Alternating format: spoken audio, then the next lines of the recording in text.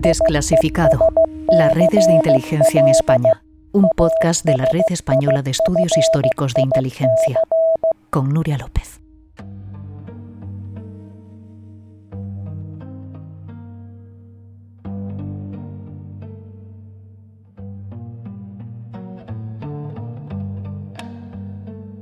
¿Qué tal? ¿Cómo estáis?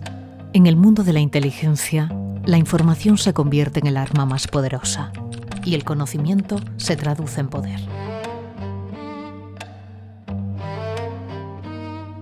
El dictador Francisco Franco lo tuvo claro desde el principio y por eso los sublevados tejieron una compleja red de informadores desde el momento en que diseñaron el golpe. 1936 supuso un punto de inflexión en el desarrollo de los servicios de inteligencia en España, que nacieran ya de forma tibia durante la Segunda República. En el capítulo 2 de Desclasificado analizamos el funcionamiento de estas redes tanto en el bando nacional como en el republicano y nos detendremos en el papel jugado por unos grupos que resultaron muy importantes en el devenir de los acontecimientos. Hablamos de la Quinta Columna.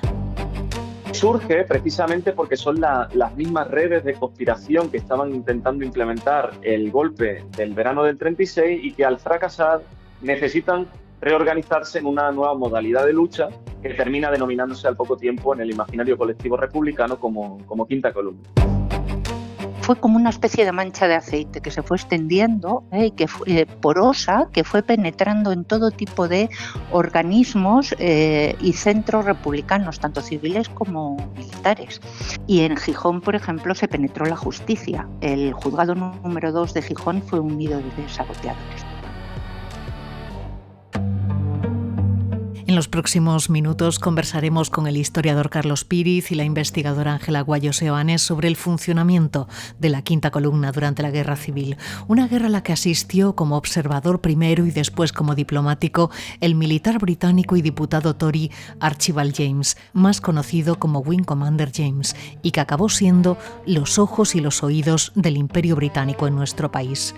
Una figura que investigó a fondo el catedrático de Historia Contemporánea de la USC y miembro de RESINT, Emilio Grandío. Desde la perspectiva dominante en aquel momento del gobierno británico era de que aquello podía conducir, aquel experimento de lo que significaba la República Española podía llevar a una nueva República Soviética, ¿no? Por lo tanto, el planteamiento es neta, no de defensa directa, digamos, del régimen de Franco, pero sí orientado hacia una mayor predisposición hacia ello, ¿no? Pero además, en este segundo capítulo traspasaremos el mundo real con la ayuda del historiador Francisco Veiga para sumergirnos en el cine y la literatura de espías. Y hoy, claro, referencia obligada a La Agente Confidencial de Graham Greene, una novela escrita contrarreloj e inspirada en la Guerra Civil Española. Antes de ser reclutado como agente, Graham Greene escribe una novela, que es esta, que para escribir La Agente Confidencial tiene que tomar estimulantes para poder trabajar contrarreloj por las noches, y encontramos en esta primera novela banalidad, ambigüedad, la fragilidad moral del espionaje moderno. Digamos que es el gran broche, ¿no?, de estos años de entreguerras dedicados a la literatura de espionaje.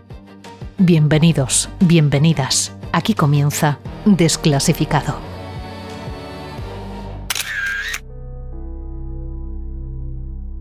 En el capítulo de hoy queremos proponeros un viaje a la España de 1936. Una España marcada por una profunda crisis política, social y económica, donde buena parte del ejército, la Iglesia y los grandes terratenientes no aceptaban los cambios introducidos por una república joven, débil y muy inestable, que tuvo que enfrentarse desde el primer momento a una enorme conflictividad social. Todo sucedió muy deprisa, tanto que cuesta trabajo creer que todo ocurrió en apenas 5 años. El fallido golpe de Estado del general Sanjurjo del 32, las revueltas mineras de Asturias del 34, la victoria del Frente Popular en las elecciones de febrero del 36, acontecimientos que fueron la antesala de un alzamiento que dio lugar a casi 3 años de guerra. Pero, ¿qué papel jugaron los servicios de inteligencia durante esta etapa? Conversamos ya con el historiador Carlos Píriz, doctor en Historia Contemporánea, profesor de la Universidad de Cádiz y especialista en la evolución y análisis de la inteligencia militar franquista. ¿Qué tal, Carlos? Bienvenido. Hola Nuria, un placer estar contigo. Igualmente. Yo no sé si se puede hablar de servicios de inteligencia como tal antes de que estalle la guerra civil, Carlos. Sí, para mí sí, sin ninguna duda. De hecho, historiográficamente hasta hace bien poco se ha considerado que no existía nada parecido a un servicio de inteligencia hasta, bueno, pues el Ecuador un poco de la guerra civil, pero rastreando un poco los archivos y sobre todo también las publicaciones que fueron saliendo en ese tiempo, sí que podemos sacar esa conclusión, ¿no? De que existió un servicio de información al uso, y no solo uno, sino incluso varios, que son incluso anteriores a la Segunda República, durante el periodo de los años 20, en el contexto de la dictadura primo-riverista, pues donde tienen muchos de ellos el origen como estaba sucediendo en los países en nuestro entorno. En el periodo de la dictadura de Primo de Rivera se van implementando ya avances, se van creando, por ejemplo, la previa a la Oficina de Información dentro de la Dirección General de Seguridad, que son antecedentes de todo lo que va a venir después.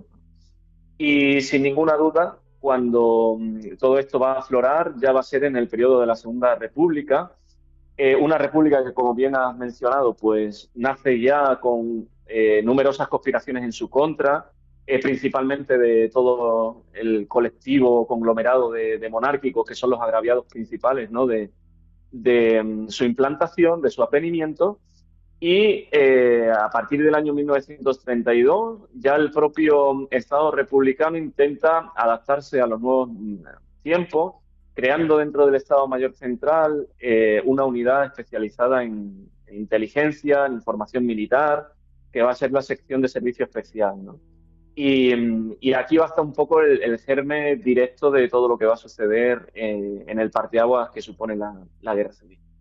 Al estallar la guerra empiezan ya a proliferar esos servicios de espionaje. La necesidad de obtener la información supongo que era imperiosa y llegaron a crearse hasta una docena de servicios de inteligencia en el bando sublevado, ¿no? Efectivamente.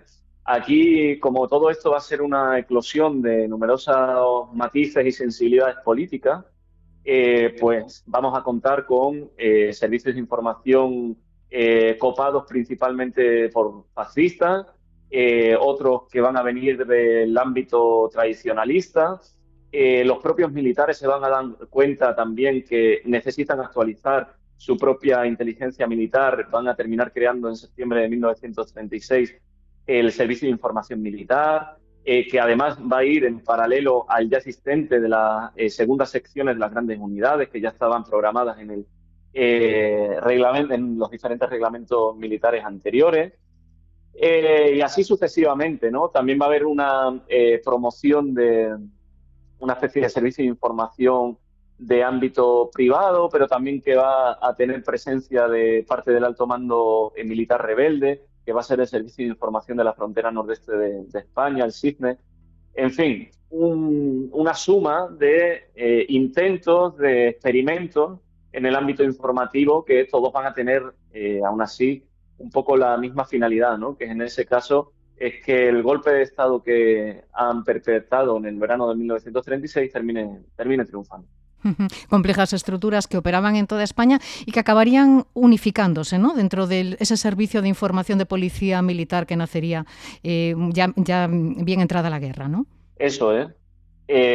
Las dos principales unidades o agencias de información de los rebeldes que van a surgir en el mismo verano de 1936 son las mencionadas, el Servicio de Información Militar y el Servicio de Información de la Frontera Nordeste de España, el SIFNE. Tanto el SIN como el SIFNE van a jugar un papel trascendental en la primera parte de la guerra civil, a favor, obviamente, de la causa golpista. Y, bueno, pues la transformación del propio SIN va a tener mucho que ver una figura trascendental que va a ser el teniente coronel entonces, José Hungría Jiménez, que era un tipo que se había formado en la Escuela Superior de Guerra de París, que había sido el agregado militar de España con representación múltiple en los principales países de Europa, Francia, Bélgica, entre otros, y que, bueno, pues un verdadero experto en esta materia, que ya se había encargado de hablar de este asunto en el curso de coroneles de la Escuela Superior de Guerra de Madrid en 1929, y que Cuando estalla la guerra, él no está implicado en el proceso conspirativo, le pilla en Madrid, termina escondiéndose bajo bandera francesa, en connivencia con el agregado militar francés en Madrid, que era colega suyo, y saliendo clandestinamente por una de las múltiples vías de escape que tienen los rebeldes para sacar a personalidades como él de la capital del país, pues termina llegando a la otra retaguardia. En el momento en que llega a Burgos, el propio general Franco le encarga reorganizar sus servicios de inteligencia y él es el encargado, en noviembre de 1937, a través de una orden reservada, de transformar la inteligencia militar franquista y hacer que ese SIM, que ese Servicio de Información Militar, que hasta entonces había coordinado pues un viejo militar también con experiencia en la dictadura primo-riverista, organice una nueva agencia que se denominó Servicio de Información y Policía Militar, que fue realmente la agencia de inteligencia de la dictadura. Y no sé si él tuvo algo que ver o fue el artífice de lo que acabaría siendo la Quinta Columna. ¿Qué relación hay entre el coronel José Hungría Jiménez y la Quinta Columna? Pues no fue el creador, ¿no? Pero sí fue uno de los principales impulsores, sin ninguna duda. Lo digo por lo siguiente, porque la Quinta Columna en realidad surge en el mismo momento en que fracasa el golpe en determinados espacios urbanos, principalmente ciudades como Madrid, Barcelona o Valencia, ¿no? O algunas ciudades del sureste peninsular, tipo Almería, Murcia o Cartagena. Surge precisamente porque son las mismas redes de conspiración que estaban intentando implementar el golpe del verano del 36 y que al fracasar necesitan reorganizarse en una nueva modalidad de lucha que termina denominándose al poco tiempo en el imaginario colectivo republicano como Quinta Columna. Pero Hungría en ese momento todavía está inmerso en Madrid, escondido bajo bandera francesa, como he comentado antes, ¿no? Y cuando él sale, sí que verdaderamente sabe de su importancia y él redobla un poco las funciones de esta Quinta Columna. Se tiene escrito ríos de tinta, ¿no?, sobre el origen del término, la Quinta Columna. No sé si es cierto que lo acuñó el general Mola al hablar de esas 4 columnas que avanzaban sobre Madrid y esa Quinta Columna secreta que operaba ya en la capital. ¿O eso es una leyenda urbana, Carlos? Pues también me lo pregunté en el momento en que estaba haciendo la tesis doctoral y sí, pasé bastante tiempo investigando sobre el origen del término. Y realmente la evidencia empírica que terminé consiguiendo, que un poco era la que habían barajado otros autores, era el 3 de octubre de 1936, en un meeting que luego termina siendo también medio mecanografiado en la prensa, en el mundo obrero, en la prensa comunista. Dolores Ibárruri, la lideresa comunista, pues ella hace referencia a que el general Mola había dicho en algún medio extranjero que efectivamente, que no iban a tomar la capital con ninguna de las 4 columnas que se estaban sobreviviendo sobre la ciudad, sino con la quinta que estaría dentro de Madrid, ¿no? Uh-huh. Y bueno, pues esa fue la primera y única evidencia que hallé hasta el momento. Entonces, realmente lo que me importó en ese momento ya no fue tanto quién inventó un poco el concepto, sino realmente lo que ello supuso en el imaginario colectivo dentro de la retaguardia republicana, que no fue poco, ¿no? ¿Y qué supuso, Carlos? Pues supuso una movilización social, un intento de legitimar también cierta violencia para limpiar de posibles e hipotéticos enemigos la retaguardia republicana, ¿no? Para mí, por ejemplo, la violencia que se desata en el Madrid del otoño de 1936, ¿no? Con la icónica matanza de Paracuello, etcétera, que esto luego en el imaginario franquista y postfranquista pues ha supuesto también un pilar fundamental de su discurso, pues no hubiese sucedido sin previamente haber tenido ese discurso de limpieza de espías en la retaguardia, ¿no? De lucha contra ese ejército invisible. Porque estos grupos, como explicabas antes, fueron surgiendo en las zonas donde se mantenía el poder rojo, pero claro, ¿quiénes conformaban estos grupos? ¿A qué perfiles respondían? Pues exactamente los mismos que estaban conspirando, y eran personajes relacionados con el ámbito político desafecto del régimen republicano. Estoy hablando de fascistas, estoy hablando de carlistas, estoy hablando de monárquicos, estoy hablando también de republicanos moderados desencantados con las políticas reformistas de la coalición republicano-socialista. Estoy hablando de todos aquellos que entendieron que en febrero de 1936, con el triunfo del Frente Popular, pues no iban a encajar en la política demoliberal del sistema republicano y deciden que su vía de tomar el poder ya no pasaba por las urnas, sino que pasaba por las armas, ¿no? Y una de las principales armas era la desmoralización, ¿no? Esa sensación de tener el enemigo en casa, ese enemigo invisible que seguramente hizo más vulnerables a las tropas republicanas, ¿no? Eso es, además de pues sabotajes, de la obtención de información secreta, pues otro de los pilares fundamentales de la actividad de la Quinta Columna fue la desmoralización de la retaguardia republicana. Y esto tiene mucho que ver con lo que había sucedido en la transformación de hacer la guerra durante la Primera Guerra Mundial, ¿no? Porque al ser una guerra total, y todas las que van a venir con posterioridad lo son en buena medida, pues ya todo vale, todo se considera objetivo militar y obviamente la moral del enemigo juega un papel importantísimo en los conflictos modernos.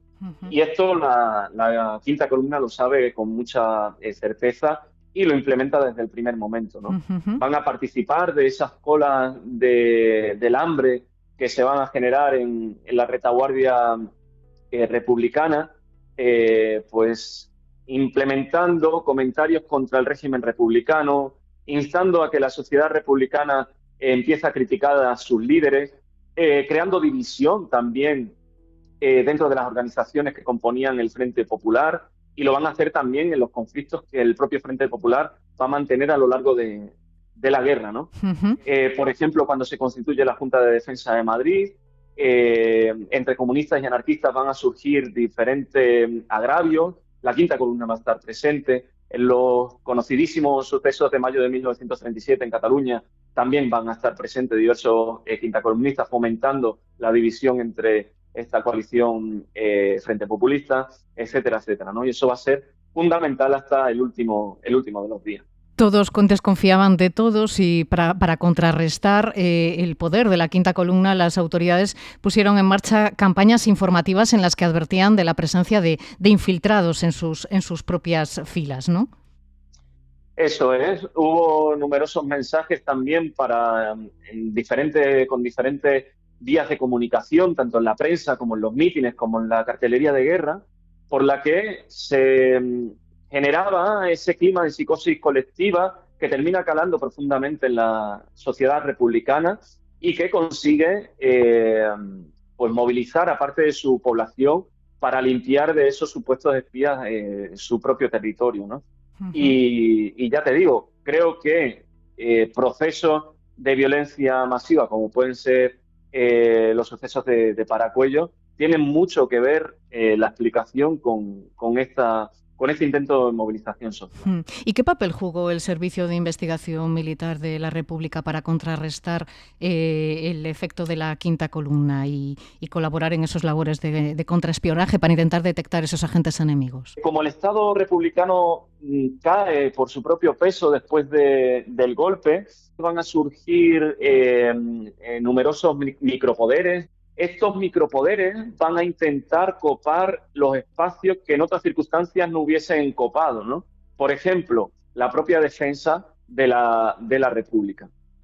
Se van a crear numerosos organismos que van a combatir a la Quinta Columna, que van a ser propuestas de milicias o a través de comités revolucionarios de organizaciones y sindicatos revolucionarios antifascistas, o el propio Estado poco a poco también va a ir intentando recuperar parte de las atribuciones perdidas.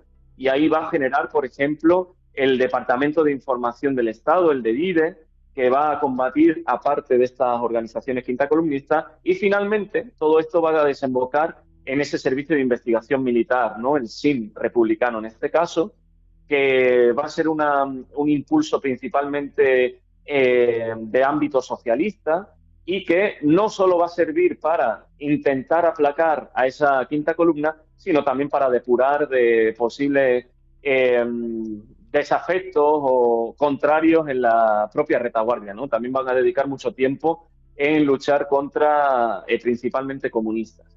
Y esto va a generar mucha tensión entre todos los actores antifascistas, ¿no?, de la retaguardia republicana. Pero no pudieron con ellos. Yo no sé qué papel jugó la Quinta Columna a la hora de la victoria de los sublevados. ¿Se ganó la guerra gracias a ellos o la habrían perdido si no fuese por ellos?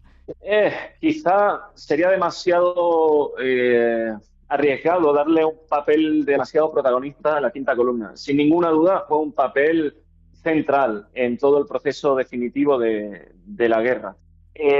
Van a ser los actores que van a servir de medio de comunicación entre los mandos políticos y militares republicanos y el alto mando franquista en los últimos compases de la guerra. Van a jugar ese papel central y es muy probable que sin ello la finalización del conflicto hubiese sido bien diferente. Y al terminar la guerra muchos de ellos recibieron recompensas, ¿no? Efectivamente, la mayoría de ellos van a pasar por una orden reservada también que da Franco para otorgarles un premio, y gran parte de ellos van a pasar en masa a los servicios policiales o de información militar de la dictadura. Y esto pues se puede ver también en trayectorias como la de entonces un joven teniente, Manuel Gutiérrez Mellado, que hará gran parte de su carrera profesional dentro de las Fuerzas Armadas Españolas en el ámbito de inteligencia militar, ¿no? Primero lo hará en la Quinta Columna, después pasará por el Servicio de Información y Policía Militar, va a ocupar con las fuerzas de ocupación la ciudad de Madrid, siendo uno de los responsables del distrito de Buenavista. Posteriormente va a ser el encargado de la lucha contra insurgentes.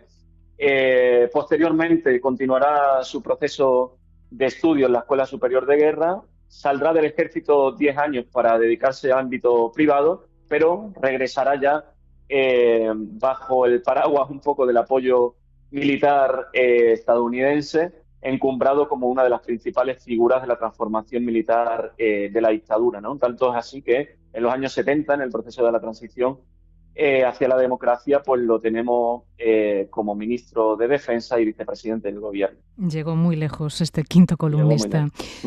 Pues Carlos Píriz, doctor en Historia Contemporánea, muchísimas gracias por ayudarnos a comprender este fenómeno. Gracias por acompañarnos aquí. Un abrazo. Muchísimas gracias a ti, Nuri.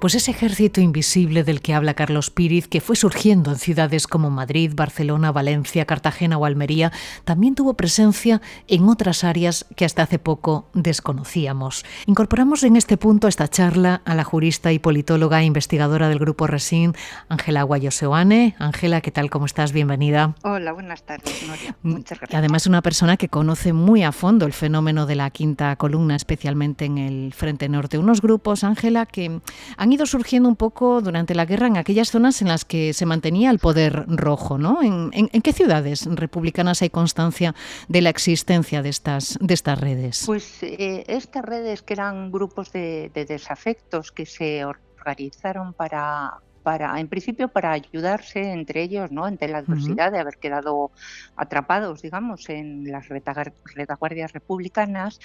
Estaban en las grandes ciudades republicanas, en Madrid principalmente, Barcelona, Valencia, en Cartagena, que fue una base naval importantísima de la República, y aunque no se ha hablado de ellas, en el Frente Norte, en lo que fue la cornisa cantábrica, el País Vasco, Santander y Asturias, pues hasta ahora habían quedado bastante al margen de los estudios, pareciendo que no había, pero bueno, sí la había, ¿no? Sí, en la investigación que pude llevar a término en el año 22 queda acreditado que lo hubo. Sí. ¿Tenía alguna peculiaridad estas redes que formaban parte de la Quinta Columna en esas zonas, en las zonas del País Vasco, Asturias y Cantabria?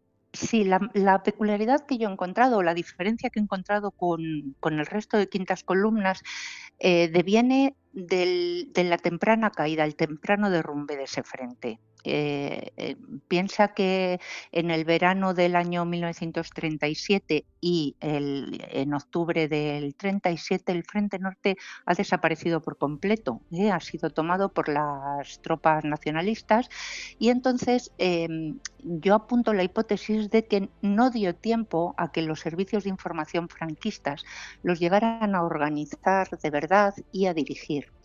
¿Por qué? Pues porque los servicios de información militares de los sublevados se reestructuraron precisamente a partir de la caída del Frente Norte. Ángela, ¿en qué lugares y en qué sectores actuó la Quinta Columna? Los quintacolumnistas que hubo, que venían relacionados con la Falange española y militares que se sublevaron en la zona, organizaron grupos quintacolumnistas en Pola de Siero, en Mieres, en Sama, en Villaviciosa, en Cangas de Onís y en Gijón, lógicamente.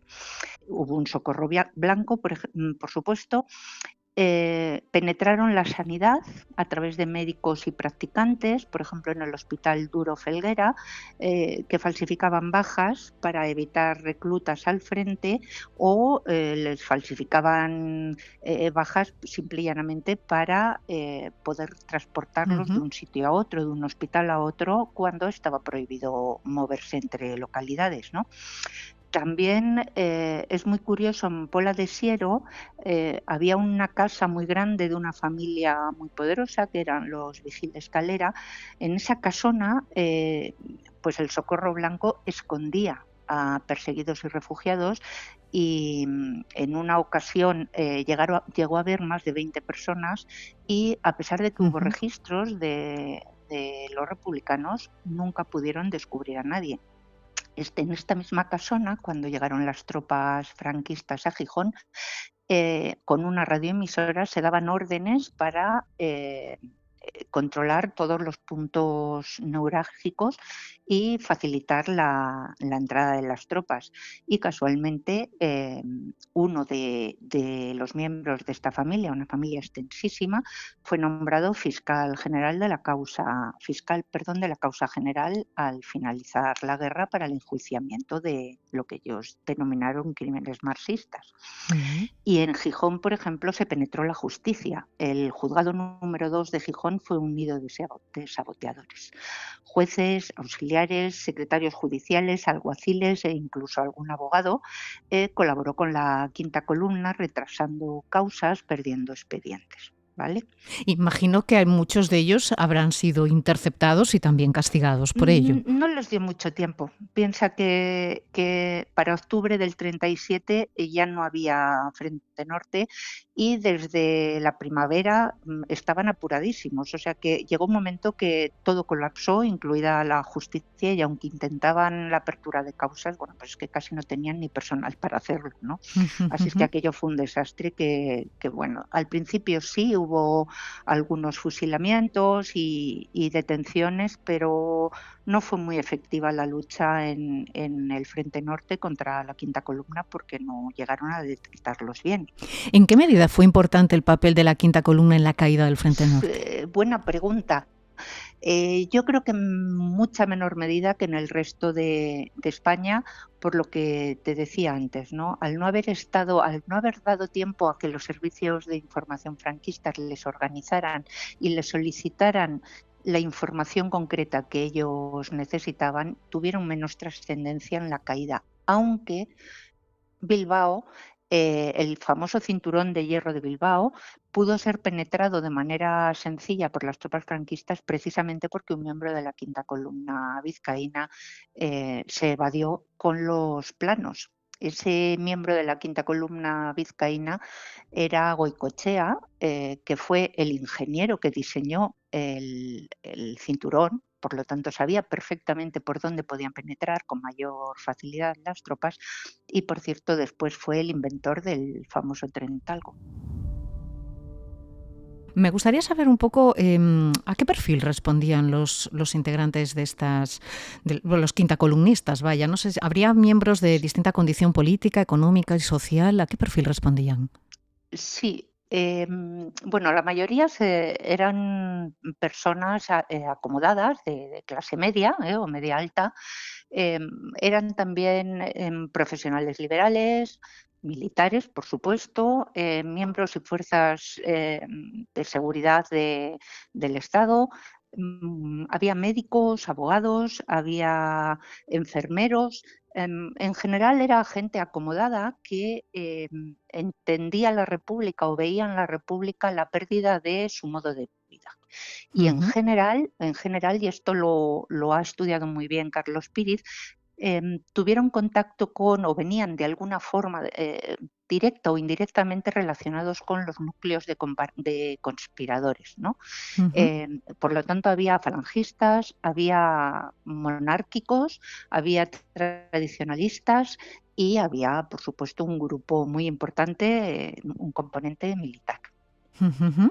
Ellos había mucha circulación de información dentro de estos grupos y una de las señas de identidad eran los sabotajes, ¿no?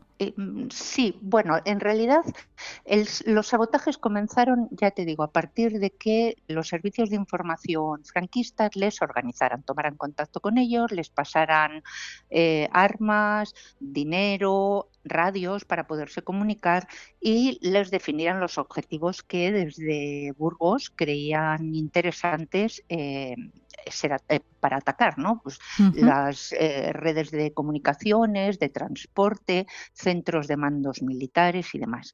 Ujú. Pero lo que definió, yo creo, a la quinta columna en general fue la red, o sea, el sistema de red social que se estableció entre ellos.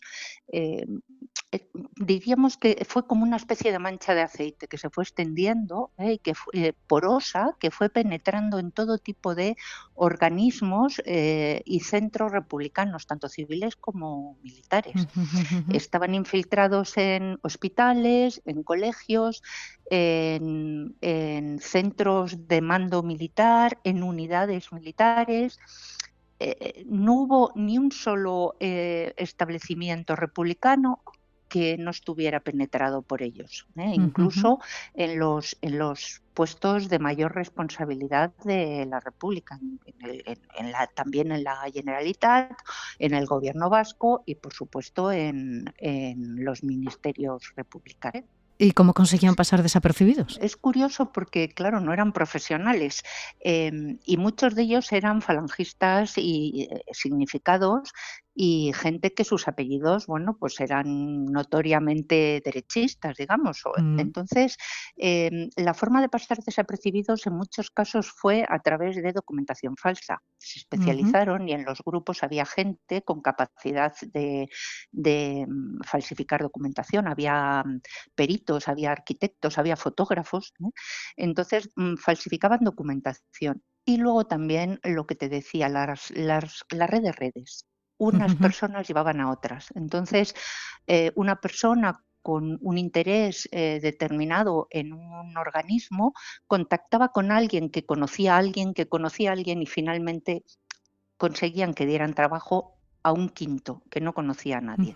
Esa Ujú. era la manera de trabajar, a través de enlaces. Ujú. Ellos gestionaban redes de evasión y también de refugio, ¿no? Para personas perseguidas y asistían también a los presos y a sus familias, ¿no? Sí, se organizó lo que se vino a llamar el Socorro Blanco, que eran también, pues, grupos de desafectos o de los propios quintacolumnistas especializados en ayudarse y socorrerse entre ellos, ocultándose y ayudando a las familias de perseguidos, de fusilados, de presos, para que pudieran soportar los meses en los que el cabeza de familia o no estaba o estaba preso o estaba escondido y no podía sustentar a los demás, ¿no? En esto fueron muy importantes las mujeres. Las Las mujeres mujeres. tuvieron un papel, sí, sí, tuvieron un papel determinante en establecer redes de ayuda y redes de evasión Ujú. a la otra zona. Para hacerlo, bueno, pues organizaban entre ellos mismos, organizaban pues primero documentación falsa y transporte para poder salir de las ciudades hacia aquellas zonas del frente por donde otros militares expertos en topografía sabían que se podía cruzar o intentarlo por lo menos. Y las mujeres generalmente eran enlaces que contactaban a las personas y finalmente les reunían en algún lugar, montaban en los coches y se dirigían hacia el punto de encuentro donde algún guía experto en el terreno conseguía llevarles hacia el otro lado. Y las mujeres Ujú. regresaban a la ciudad pues, para continuar con esta tarea.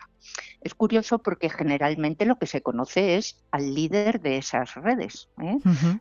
Pues en Madrid, por ejemplo, fue muy famoso Gustavo Villapalos, que era el padre de quien fuera años después el rector de la Universidad Complutense. Y es verdad que Gustavo Villapalos fue líder de una red de evasión por el frente del Tajo, pero su segunda de a bordo era una mujer y de ella, por Ujú. ejemplo, pues no se sabe nada. Ángela Guayó está investigando a fondo esta cuestión, el papel de las mujeres, ¿no?, en estas redes de información. Espero que pronto tengamos resultados. Pero en lo que se refiere a las quintacolumnistas, Ángela, ¿algún nombre que debamos conocer sí o sí? En tu zona de actuación, ¿no?, en la zona del Frente Norte, alguna mujer que haya sido muy importante, muy relevante, muy significativa en la acción de estos grupos. Yo en concreto me centré en Asturias. Allí encontré 3 mujeres. Una se llamaba Petra Labra, fue detenida cuando intentaba ayudar a pasar a la otra zona, a León, a 34 personas.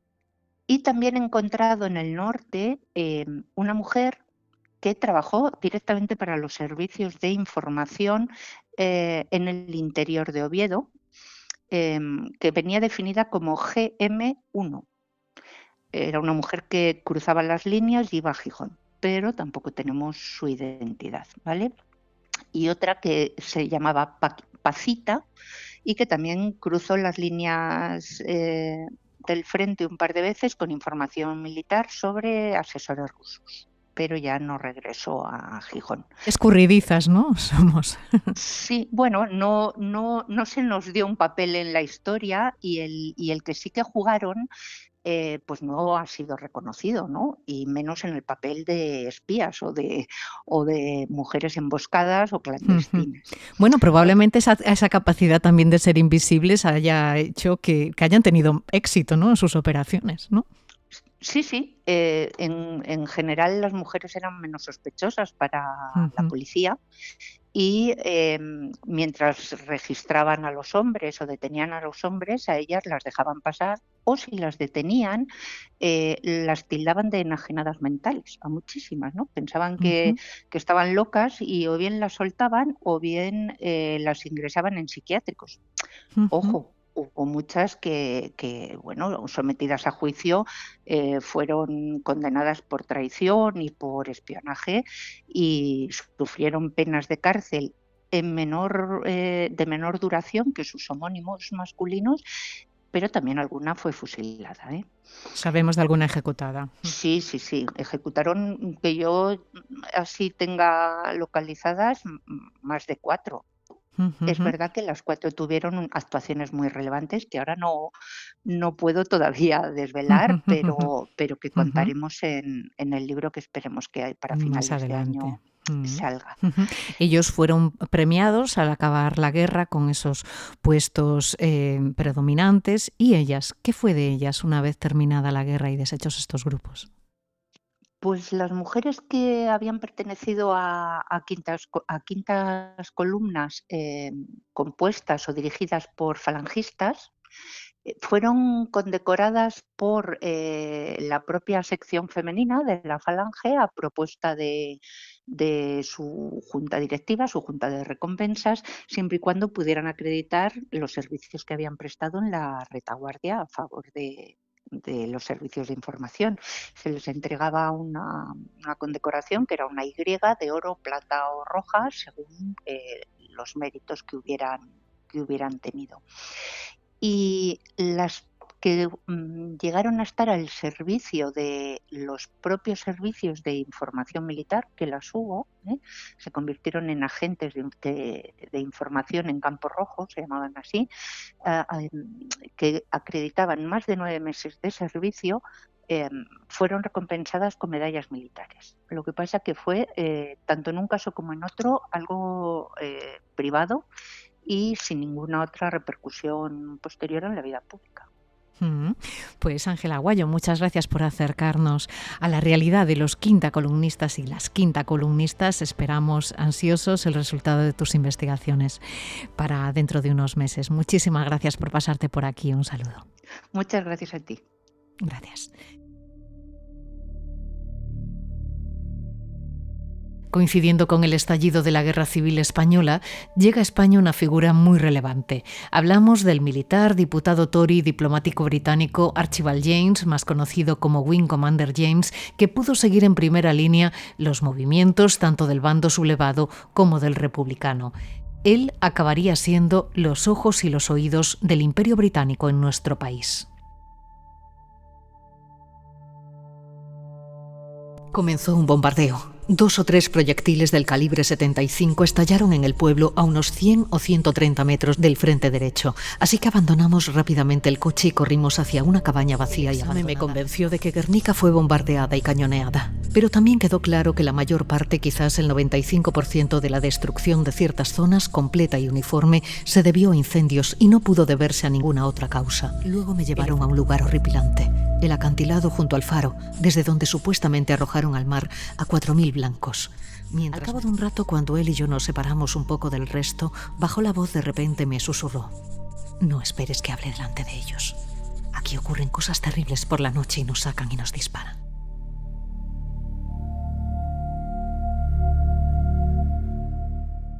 Son fragmentos de los diarios de Wing Commander James a los que tuvo acceso el catedrático de Historia Contemporánea de la USC y miembro de RESIN, Emilio Grandío. Documentos y escritos que incorpora en su último trabajo, Un Tory en España. ¿Qué tal, Emilio? Bienvenido de nuevo a Desclasificado. Hola, ¿qué tal? Bueno, ¿quién era Archibald James y qué vino a hacer aquí, al Madrid sitiado del 36? Bueno, Archibald James es un diputado Tory, un diputado conservador británico, que viene en una de las primeras comisiones parlamentarias, yo creo que incluso puede ser que sea la primera, que viene a España para apreciar qué es lo que pasa en la guerra civil, ¿no? Inicialmente viene a la zona republicana, ¿no?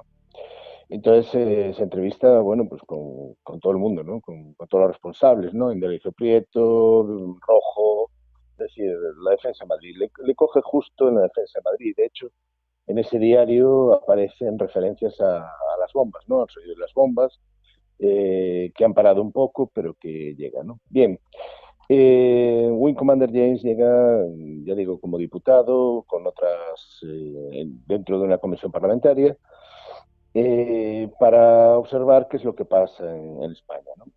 Hay que tener en cuenta que hace muy poco tiempo que Gran Bretaña ha firmado el pacto de no intervención con Francia, Alemania e Italia, ¿no?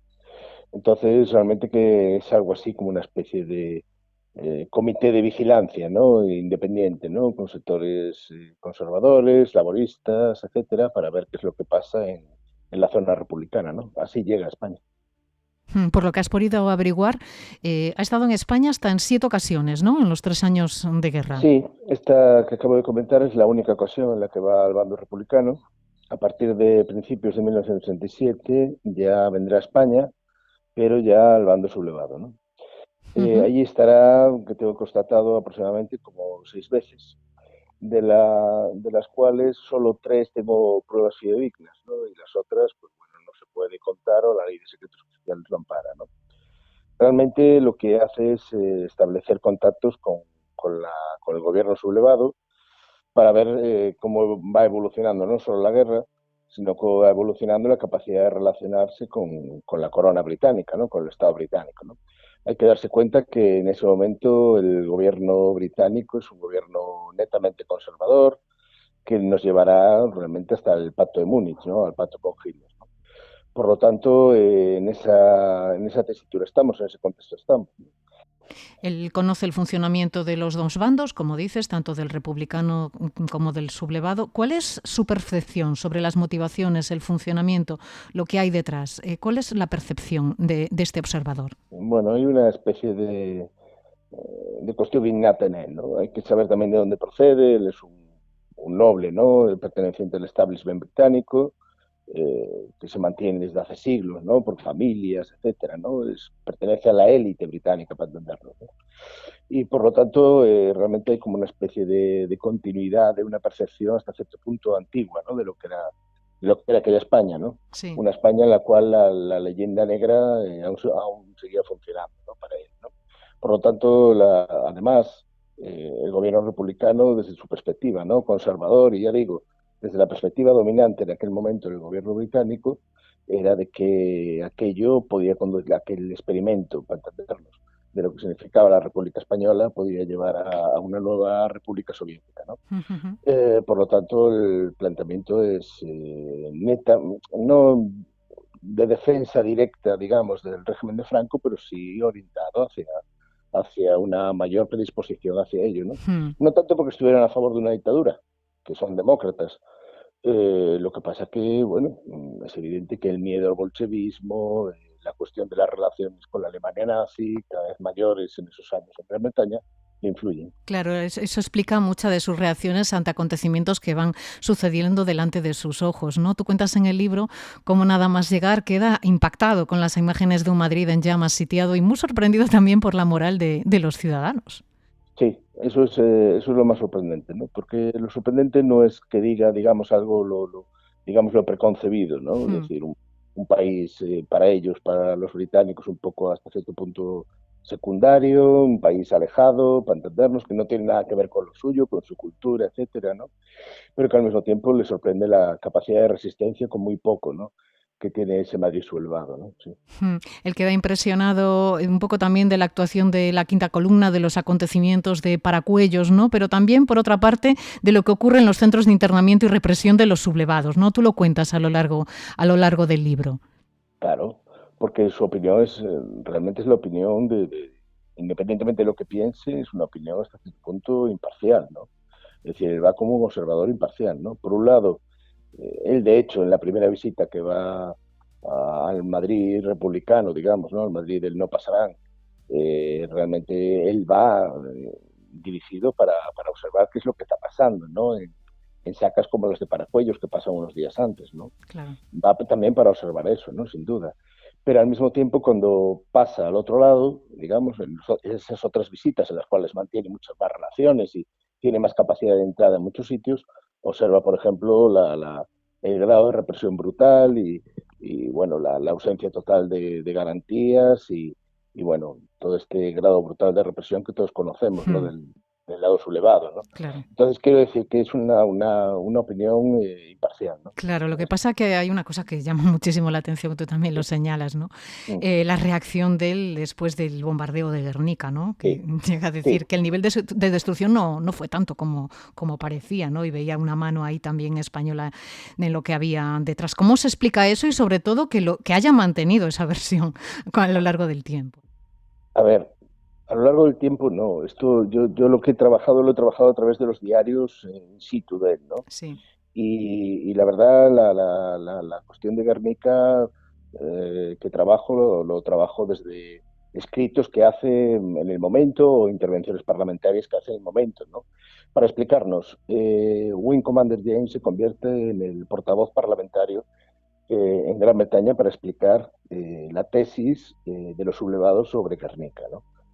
Esa tesis de los sublevados es que, bueno, o bien que se incendió, que le incendiaron los propios vascos, o bien que, pero que desde luego allí la Legión Cóndor no estuvo, ¿no? No hubo ninguna intervención extranjera, no hubo ninguna intervención alemana, y por lo tanto esa es la versión, ¿no? que mantiene el Parlamento y es enormemente criticada por los propios laboristas, ¿no? Por los propios que están al otro lado del Parlamento. Realmente todo esto hay que explicarlo desde un contexto en el cual la información para los sublevados es fundamental. El caso de Guernica es absolutamente sintomático en este sentido. Mandan invitaciones a muchísimos periodistas, esto está atestiguado por trabajo de historiadores durante mucho tiempo, para que vayan a la España, digamos, sublevada, ¿no? Del bando sublevado, y que cuenten la información, la propaganda que ellos quieren que se cuente la imagen, ¿no?, de esa España, ¿no? Por lo tanto, ellos no pueden ofrecer la imagen de que Guernica fue bombardeada por la Legión Cóndor, pero invierten muchísimo dinero, muchísimo esfuerzo. Es una de las pruebas más evidentes de que las fake news no se inventan hoy en día, ¿no? Vienen de hace Sino mucho que tiempo. hay toda una campaña. La información para Franco es fundamental. Fundamental. Fundamental. Hay que tener en cuenta, por ejemplo, cosas que la gente no sabe, ¿no? Francisco Franco tiene una propia oficina de información personal desde Marruecos, desde sus etapas en Marruecos. Acordaros de todo aquello del general más laureado de España, más joven, etcétera, sí, etcétera, desde el principio, ¿no? Y eso lo mantiene hasta el final. Y que por lo tanto, Francisco Franco tiene desde el primer momento yo no diría una obsesión, pero sí desde luego algo distintivo, que es que para él la información comienza a ser moderna para él.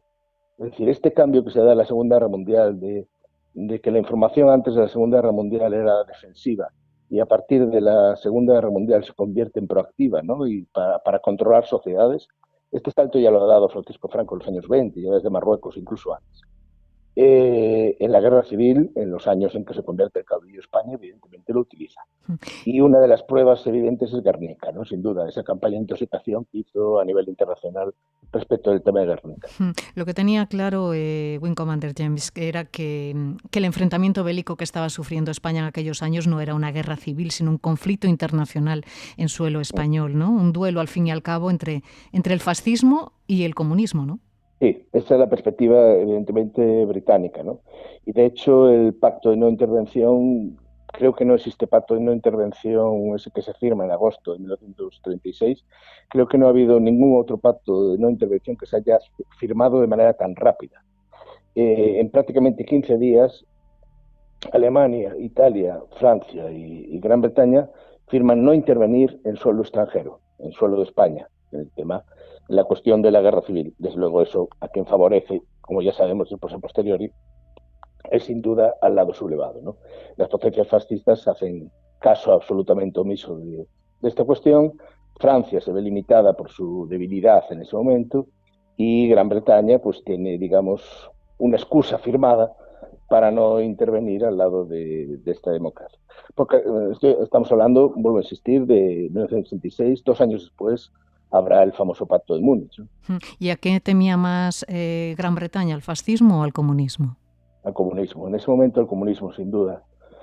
Sin ninguna duda. De hecho, Wing Commander James forma parte de esta élite británica, de estos hombres de la élite británica, junto a Chamberlain, junto a Samuel Hoare, el embajador británico, después vendrá a España en el año 40, los cuales son decididos partidarios del impeachment, ¿no? de hacer una política contemplativa respecto del ascenso del fascismo, ¿no? Porque en el fondo pensaban que aquello era un poco una excentricidad, que ya se les pasaría a todo el mundo, que al final siempre todo había sido como siempre había sido con ellos y que por lo tanto pues eso pasaría, ¿no? Que el poder, digamos, estaba de su lado, la capacidad, la red de las influencias y esa modernización del discurso de derechas que significa el fascismo en los años 30 pasaría, ¿no? Como una especie de gripe, ¿no? Bueno, ya sabemos que eso no pasó. No sé si esa visión equidistante, podemos decir de alguna manera,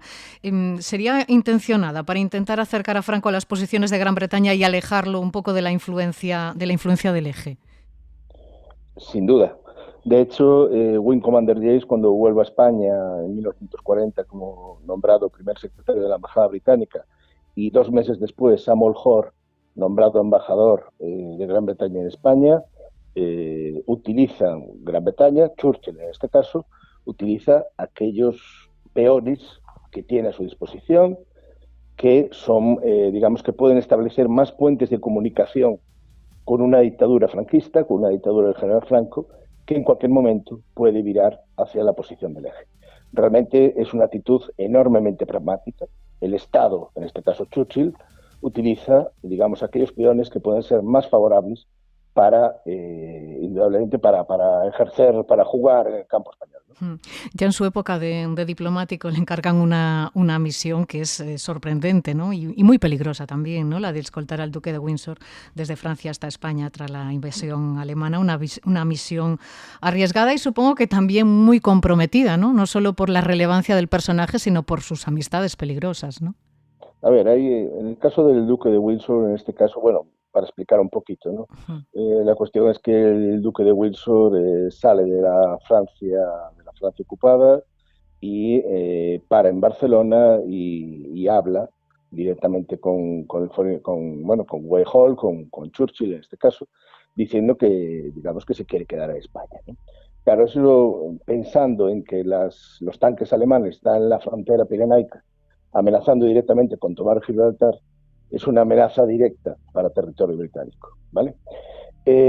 Lo que hace Wing Commander James, junto a otros, es ejercer una labor secreta, absolutamente confidencial, ya que se conocen previamente, forman parte de esa, vuelvo a insistir, de esa élite británica que se relaciona con el duque de Windsor, que se relaciona con Churchill, que se relaciona con toda esta gente, pues para llevarlo a Lisboa y posteriormente al duque de Windsor y posteriormente enviarlo por avión a las Bahamas, ¿no? Pero desde luego lo que no podía hacer era quedarse en España, ¿no? Porque España en aquel momento, vuelvo a insistir, en los años 40, en el año 40 en concreto, era un territorio absolutamente, vamos, en el filo de la navaja, ¿no? No sé si, teniendo en cuenta este episodio y otros muchos que has podido contar, ¿se podría considerar a este personaje un agente de inteligencia británico? Sí, sin duda. Sin duda, la inteligencia no tiene por qué tener, digamos, los hombres de inteligencia, los agentes de inteligencia no tienen por qué tener un cuño, ¿no? Realmente, por lo que vemos de lo que hace, es un hombre es un hombre, además de, no solo él, sino su mujer también, ¿no? También su mujer, ¿no? Exacto, también su mujer. En el caso de las mujeres, sí, de su mujer además es un caso muy particular y muy singular, ¿no? Para explicar, ¿no? Un poco por el perfil de ella y su formación también, ¿no? Contribuía un poco, ayudaba un poco a ese papel, ¿no? Sí, sí. A ver, yo lo que tengo mis dudas es si la mujer de Wing Commander James, que se casa un mes antes de que verifiquemos, ¿no? Que efectúa también labores de inteligencia, no pertenecía antes, digamos, estaba formada de alguna manera previamente en labores de inteligencia. Posiblemente nunca lo lleguemos a saber. Lo que sí es cierto es que esa información se suministraba de manera absolutamente directa y muy confiada, con mucha confianza hacia Londres, ¿no? De manera muy directa, tanto la de él como la de su mujer, ¿no? Por lo tanto, sí, podemos decir que, sin duda, Wing Commander James es un servidor del Estado, es un servidor de la corona británica, ¿vale? Y eso lo mantiene durante décadas, durante generaciones, ¿no? Toda esta gente, todas estas personas, todas estas familias, ¿no? Que están aquí dentro de este establishment, ¿no? Realmente forman parte del Estado, ¿no? Entonces, esa pertenencia en el ADN, ¿no? En la familia, para entendernos, a eso da una fidelidad, en la mayoría de los casos, absoluta, ¿no? Y por lo tanto una confianza desde Londres de que la información que reciben es buena, ¿no? Como habrán podido observar los que nos están escuchando, por el nivel de detalle del relato de Emilio Grandío ha podido acceder a fuentes privilegiadas para construir esta historia, ¿no? Porque aparte de su labor como investigador, como historiador, casi has hecho, Emilio, un trabajo casi periodístico, ¿no? Al poder acceder a material inédito a través principalmente de la familia de este personaje, ¿no? Bueno, no sé si periodístico, pero desde luego a mí me ha enriquecido notablemente. Claro. La verdad es que ese trabajo, ¿no? que vengo de publicar hace poco, la verdad es que me ha enriquecido enormemente y me ha dado perfiles para entender cómo funciona todo este mundo de los servicios de información que no habría podido obtener si no fuera por el trato directo con la familia, ¿no? Lo cual le agradezco enormemente que hubiera abierto sus papeles, ¿no? Y su confianza en cuanto a la comunicación de la información, ¿no? Ya digo, a mí me ha abierto, no muchas veces puedes acceder a contacto directo, comunicado, ¿no? Hay muchas cosas, evidentemente, que no se pueden contar, pero sí es verdad que desde luego te aporta un perfil que es absolutamente enriquecedor para entender muchas otras cosas que de otra manera estarían ocultas. Pues enhorabuena por tu trabajo y muchísimas gracias por abrirnos el diario de Wing Commander James. Gracias, Emilio, y un saludo. Gracias a ti.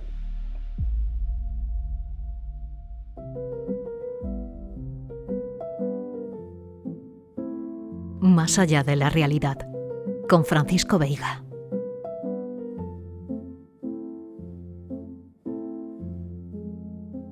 Ya sabéis que en este programa nos gusta indagar en el mundo del espionaje, de las intrigas, para entender muchos de los acontecimientos que sucedieron a lo largo de la historia, pero también nos apasiona hacerlo penetrando en el imaginario de nuestros autores, de nuestros cineastas, para conocer esas historias, esos personajes que nos han acompañado al fin y al cabo a lo largo de nuestras vidas, ¿no?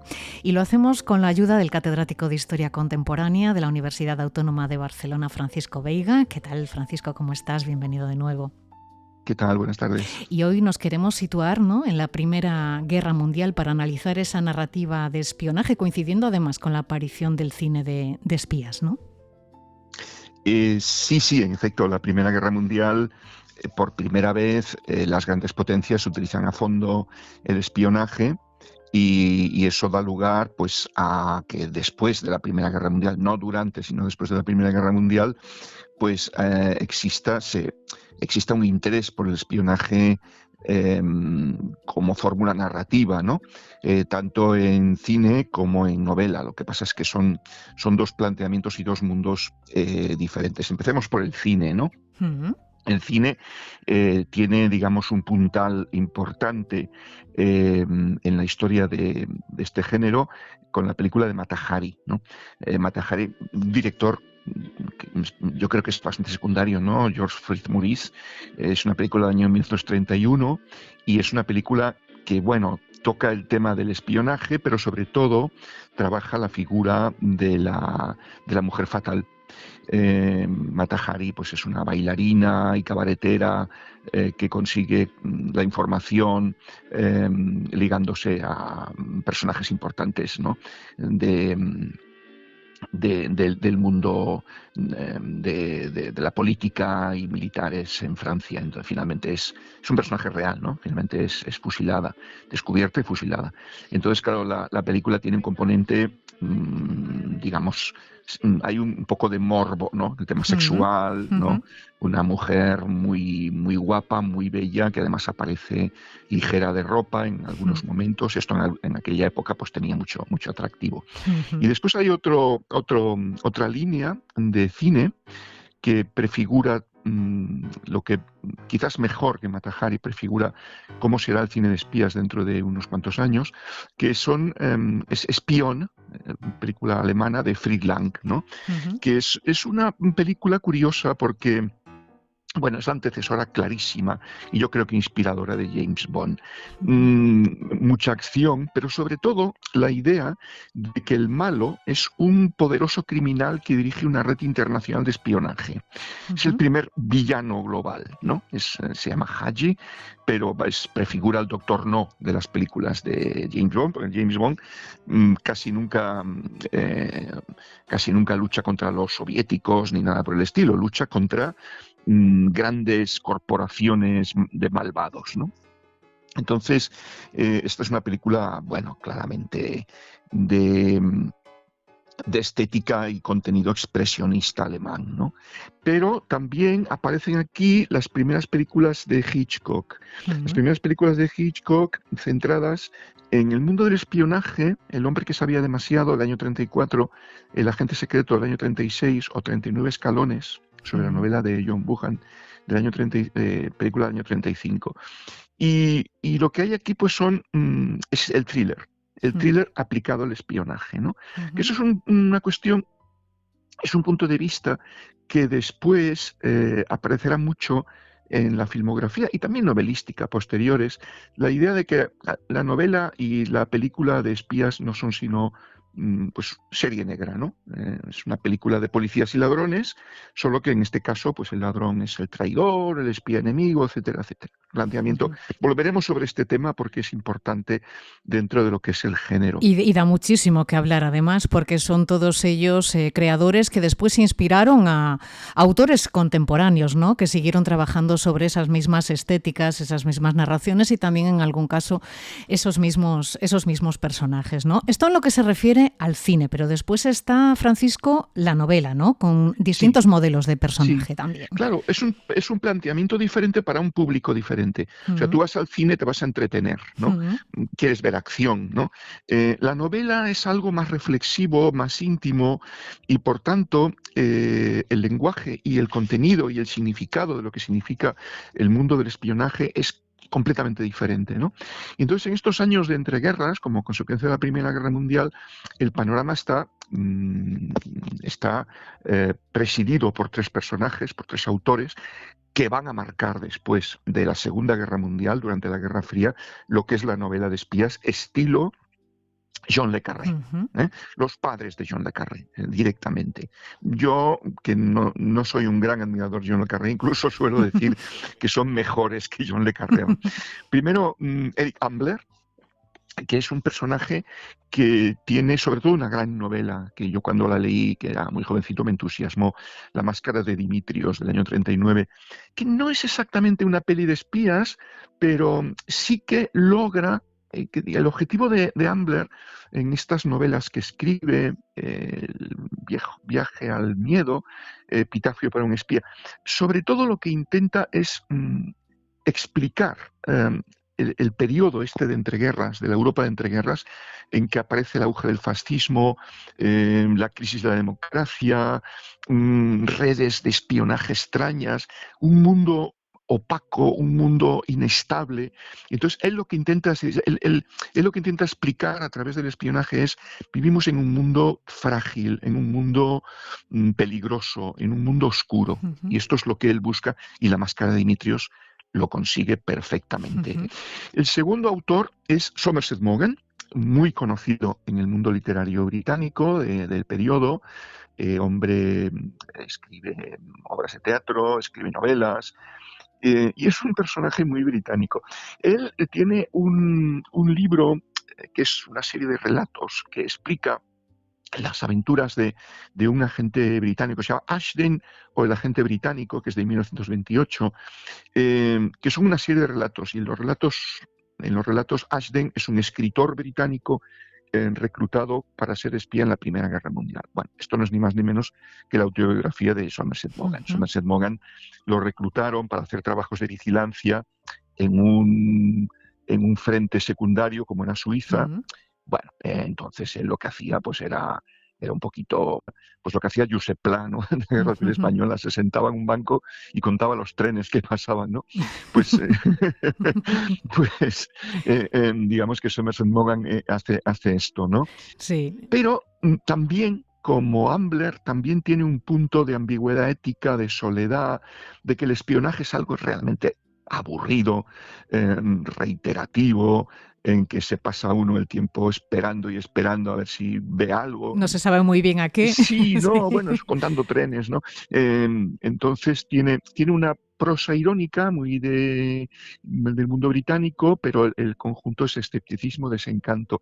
Otra cosa interesante de Maugham es que lo reclutaron, primero estuvo en Suiza, pero después, cuando estalla la Revolución Rusa, lo envían a Rusia para intentar organizar un contragolpe contra los bolcheviques y una alianza de cosacos. Bueno, una cosa absolutamente, sí, completamente desmedida, ¿no? Además, envías a un personaje, a un escritor, ¿no? Impresionante. Y bueno, evidentemente fracasó completamente, pero sí.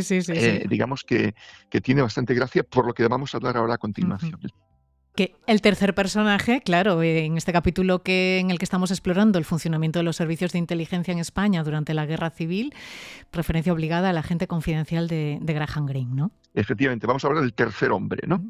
Graham Greene. Graham Greene es también, durante la Segunda Guerra Mundial, no la primera, sino la segunda, lo reclutan como espía para un teatro secundario, lo envían a Sierra Leona, en África, haciendo un trabajo también burocrático, de control, de contar trenes, ¿no? Y este Graham Greene es clarísimamente el padre literario de John le Carré, muy claro. Entonces, lo curioso del caso es que antes de ser reclutado como agente, Graham Greene escribe una novela alimenticia, porque él necesitaba dinero, estaba en muy mala situación económica su familia, y entonces le encargan una novela que es esta, que para escribirla, el agente confidencial tiene que tomar estimulantes para poder trabajar contrarreloj por las noches, y curiosamente esta actividad tan frenética para conseguir dinero para su familia es la que acaba rompiendo su familia, acaba teniendo una crisis matrimonial debido a este esfuerzo sobrehumano. Bueno, porque es que dicen que la escribió en 6 semanas o así, ¿no? Sí. Entonces, el resultado es El agente confidencial, 1939, presidida por el idealismo. Es una novela de espías sobre la Guerra Civil Española, aunque él no da nombres, el mismo personaje, el protagonista se llama D, no sabemos muy bien qué es, parece que es un profesor. Bueno, es un agente que envía a la República Española a Inglaterra a ver si consigue un contrato para obtener carbón, para comprar carbón. Entonces, bueno, la operación sale mal, está muy claro que dominan los intereses sobre el idealismo y al final el personaje tiene que escapar como puede, ¿no? Y encontramos en esta primera novela pues lo mismo, banalidad, ambigüedad, la fragilidad moral del espionaje moderno, la fragilidad del personaje, que es todo dudas, no es una persona que es idealista, pero no está concienciado, tiene muchísimas dudas. Y entonces, digamos que es el gran broche, ¿no?, de estos años de entreguerras dedicados a la literatura de espionaje. Bueno, es curiosísimo que los autores que mencionas, todos o casi todos, también se dedicaron al mundo del espionaje. Sí, efectivamente, Graham Greene y Somerset Maugham. Hay como una especie de querencia del espionaje británico de la época por reclutar a escritores. Estos son casos muy conocidos. Después hay otros casos que reclutaron a poetas, con explicaciones no siempre muy claras. Bueno, es evidente que un escritor tiene un conocimiento de la psique humana que le puede ayudar bastante, ¿no?, en un momento para obtener información. Son personas más observadoras que el común. Y entonces, pues, ellos, los ingleses, consideraban que tenía su utilidad esto, ¿no? Después son gente que, bueno, en el caso de Somerset Maugham y en el caso de Graham Greene, viajeros que hablaban varios idiomas, también esto es importante, y bueno, gente pues muy acostumbrada a desenvolverse en todo tipo de situaciones y medios, ¿no? Y de todos estos personajes de los que nos hablas, ¿cuál se acercaría más al perfil real del espía? Hombre, esto es difícil de decir porque un espía puede ser desde un limpiabotas que está limpiando las botas de la gente que pasa y obtiene una información pequeñita pero igual valiosa que puede transmitir, a un traidor que está infiltrado en el alto mando del enemigo, que está pasando información de cuando se reúnen, ¿no?, los generales. Hay muchísimos campos y por tanto el mundo real del espionaje no se puede resumir en un personaje, pero sí es interesante, y ya veremos por qué, pero esto lo veremos la próxima vez, próximo capítulo, por qué tiene tanto éxito en los años 50 este personaje desencantado, este tipo de visión gris del espionaje, que sobre todo mantienen los británicos y que hacen muy suya, y que curiosamente convive en los mismos años con una visión fastuosa, con muchísimo glamour, que es el James Bond 007. Es los mismos años y son dos puntos de vista completamente diferentes. Tendremos tiempo a hablar de James Bond. Oye, ¿cuál es tu espía favorito de todos los que nos has mencionado? Esto es alto secreto. Vale. Hasta el próximo capítulo, Francisco. Muchas gracias. Hasta Un pronto. abrazo. Adiós.